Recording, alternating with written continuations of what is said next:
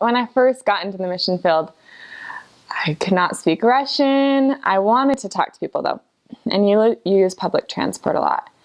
And so I found that, we were on buses a lot, and I wanted to talk to people, but I just really didn't know how, and I couldn't speak. And so I often would sit there and I'd pull out my Book of Mormon and I'd start to read a verse.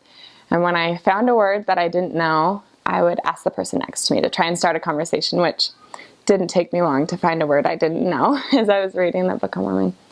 And I remember this one time I opened up my Book of Mormon and there was a nice lady sitting next to me, and so I started reading and I found this really long word. And I was like, okay, I don't know what that word is. So I turned to her and I asked her, can you explain this word to me?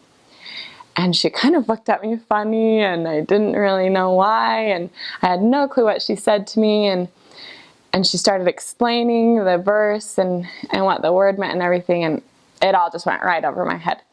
So when she got off the bus, I decided maybe I should look and see what that word really means. And so I looked in my English Book of Mormon, and I had asked her about this verse that talks about committing adultery. And it was the word for to commit adultery. And I was just so embarrassed. I couldn't believe it. And she had explained this whole thing to me in Russian. And I didn't understand one word. So I decided from then on that I'd still use the Book of Mormon to ask people new words, but to maybe figure out and make sure it was a good word to ask them. So that was a fun experience for my first transfer in the field.